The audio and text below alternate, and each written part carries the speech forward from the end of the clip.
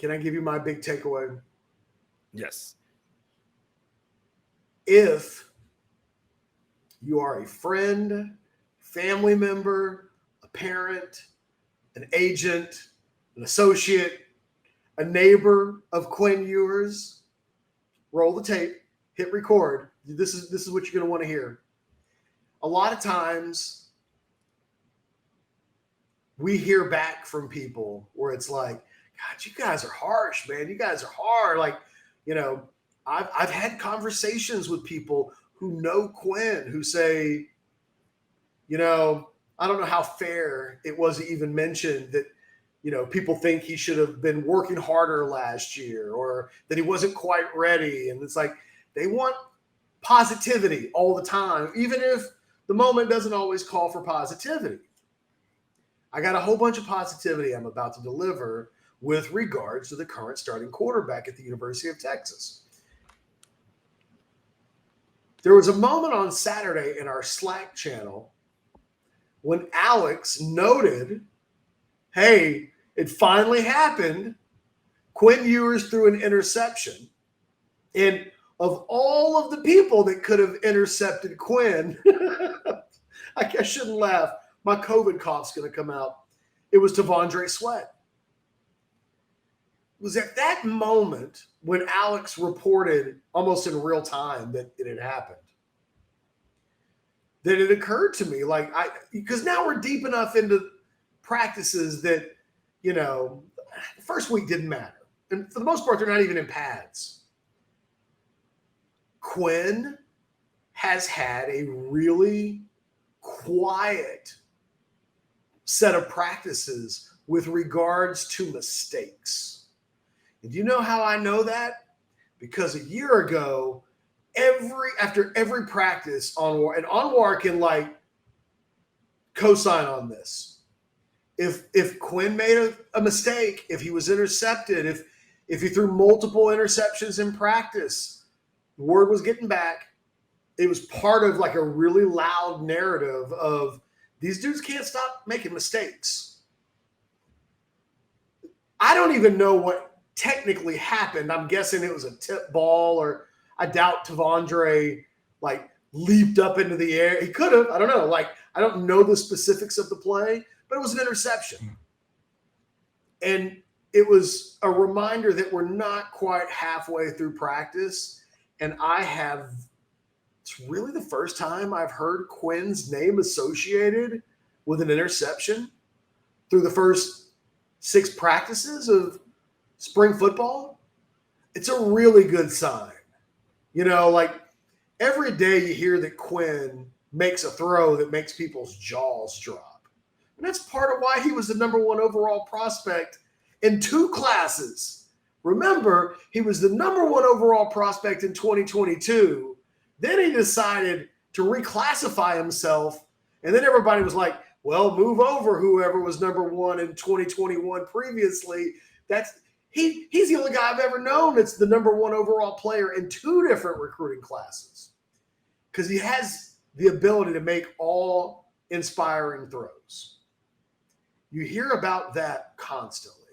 What we haven't heard are mistakes, bad mistakes, ugly throws, ugly decisions, things that he did that you can't have happen in games.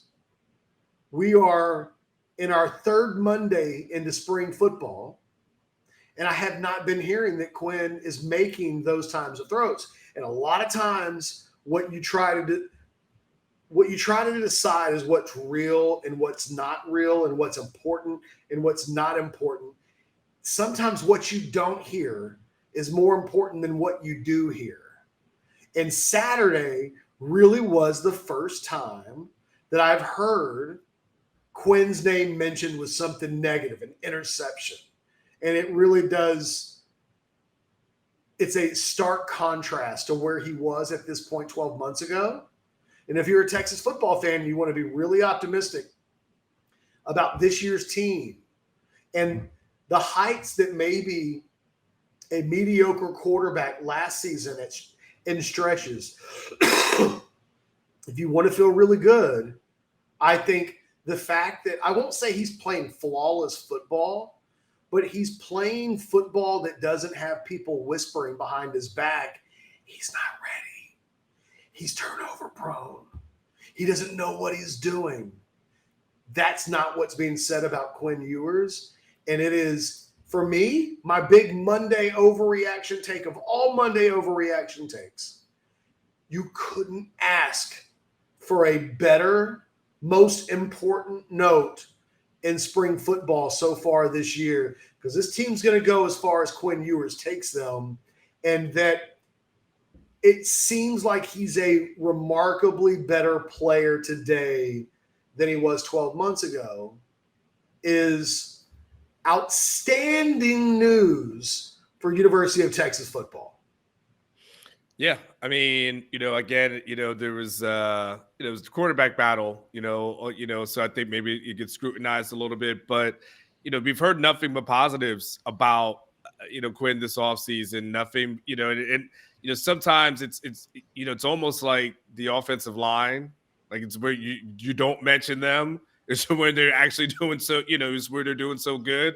And that's where we are with Quinn. He's not getting mentioned a lot, and you just like, oh snap! Well, he's doing fantastic because you don't hear about any of the things we and again we've kind of chronicled and detailed Quinn's passion this season, or his approach to this season, and not to say he wasn't passionate before, but his understanding of the college game, what needs to go into it, the work that needs to go into it. One of the stories during spring break was that Quinn, decided to work out with his quarterback coach, and what, the year before he was criticized because he decided to go on, vacation and decided to take the week off. And this year that didn't happen. He decided, I'm just going to continue working, continue grinding. So you keep hearing everything we've heard has been, this is a guy who's determined to raise his level of play, who wants to play in the NFL,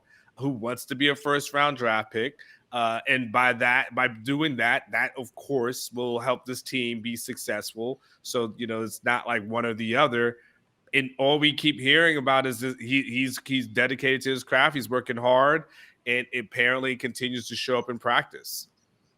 Yeah, I'm not making practices. I mean, I'm not making promises that when we get to the season, this means he's going to be an All-American.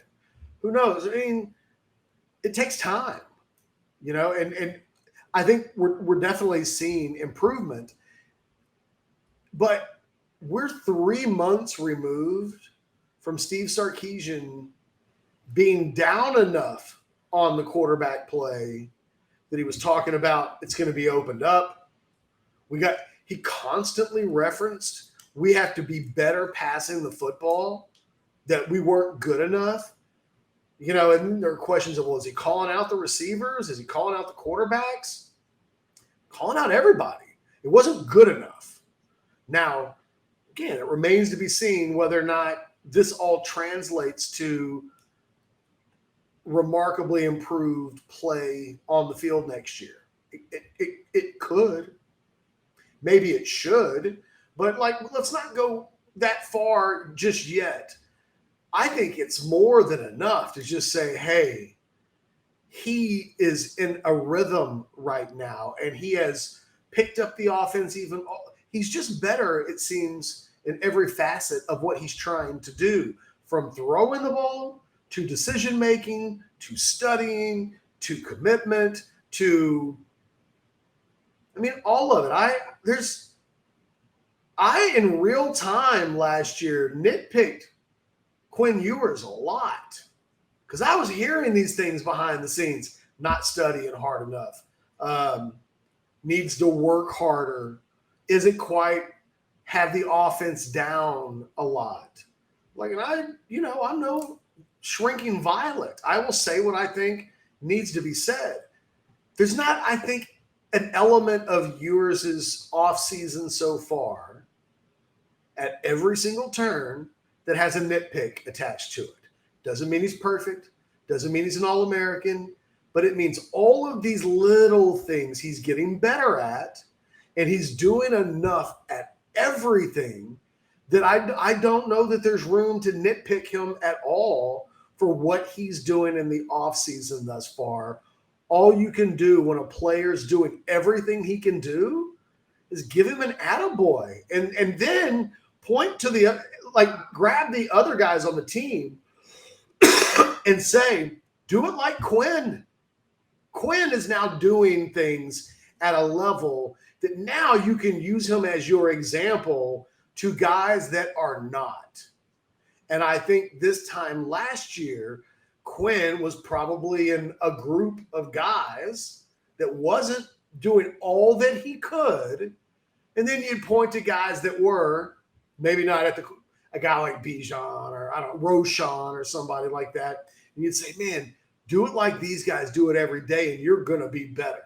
I think Quinn Ewers now is a good example for the rest of the players in the program. It's what you want your starting quarterback to be. And I think Quinn is right on time in terms of what you would hope a guy in his position would do in his career. First year is always going to be a little bit rocky as a starter. You got to go through some trials and tribulations. But when you're that talented, if you start doing all of the things that he's now doing at a full commitment level, only good things happen typically. I mean, or a lot more good things than bad things. And I think very quietly, it's the biggest storyline of spring football for me so far. I've had people mention, how come you guys aren't talking about Quinn a ton? And it's like, you know what? On some days, that's exactly what you want. You know, if your left tackle doesn't get mentioned during a game, usually means he's excellent. And I think sometimes in practices, when it's position battles and when it's oftentimes about guys who are failing as much as they're succeeding, you know, a guy like Quinn's not going to be talked about as much because, yeah, you know, failure and disappointment and nitpicking, like all of those things sometimes simmer to the top, and he's not playing at a level right now that puts him into that category. So it does mean that like a couple days will go by and there's just not a lot of fuss being made about Quinn Ewers. If he can get through the rest of the spring and it's kind of like that, I think it will be a mission accomplished for Quinn Ewers in terms of what would he have wanted to get out of this spring and what did he get out of this spring. And I think as we approach the halfway point of the spring, maybe they'll give us Quinn for interviews at some point in the spring and he can answer this question for himself. But I would imagine he has to be very happy with the way things have come together so far for him in the last few weeks. Last thing I'll say on the situation, Catch, or at least more of a question. You know, right now, if you can do a trade straight up, would you trade Quinn for a Dylan Gabriel or a Jalen Daniels or a Will Howard right now, or would you keep what you have? I mean, I wouldn't trade Quinn for any of those dudes last year when he was struggling. But I don't think Oklahoma would trade Dylan Gabriel. You know, you get the confirmation bias kicks in. I'm sure the Kansas people would say we're not trading Jalen Daniels for anybody. I think one of the elephants in the room in the Big 12 this year is there aren't that many guys that, you know, those are probably the examples of schools that would say we'll keep our guy and take our chances.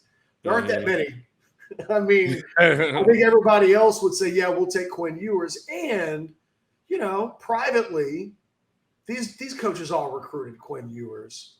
There's still a very good chance that even the coaches at Oklahoma would say, would we – now, you have to look at this somewhat in a vacuum because Quinn's got more eligibility remaining than Dylan Gabriel, right? So it's like, would you trade 1 year of Dylan Gabriel for – he ain't going to be around for 3 more years, but he's got 3 years of eligibility remaining. But no, I think that your point's a good one.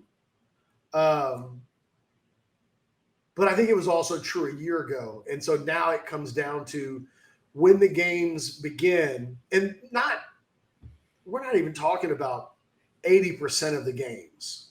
There's the 20% of the games, TCU, Oklahoma State, few games a year when Texas this year will truly be tested. How does he perform in those moments will define his season. It's hard to know because there's nothing that you can do in practice that's going to replicate what it means to be on the road, what it means to be playing in front of 100,000 people. Think about Texas yesterday in basketball and how well they have handled everything for the last few weeks. And then yesterday, the stress level in that game reached a new level, and Texas suddenly they're turning the ball over, like you mentioned earlier, and they're taking bad shots and they're missing shots. And it's like, well, you didn't do that just a week ago. Why today? Why in this game? Because the stress was higher. It's harder to do in these very specific moments. Those are the things we won't quite know about Quinn until he's in them. But all of this stuff gives me better hope that when he's in those moments this season, he'll just be much better prepared than he was as technically a redshirt freshman quarterback. But, to me, that was his first full year of college football. And he blinked a little. He's going to blink less as time goes on, and he's blinking less right now in practice. And I don't mean for the entire video to be Texas quarterback related, but there's literally nothing bigger.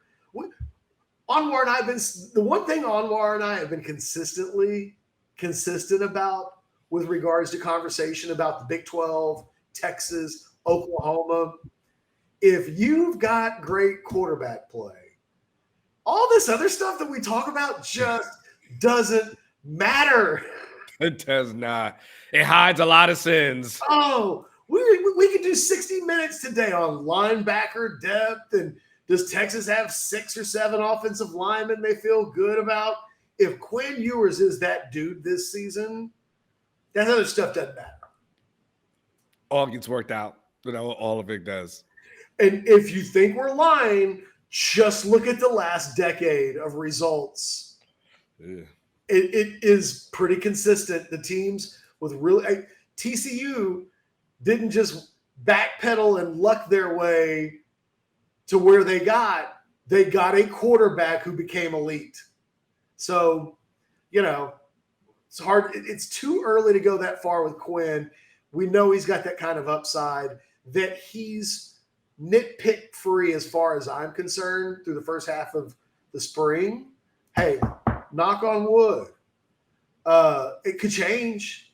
Who knows? This whole week could go by and we might start to hear Quinn had a bad week in practice and Arch looked the best or Malik looked the best. But so far that's not happening. And I can do nothing but sing the praises of Quinn Ewers.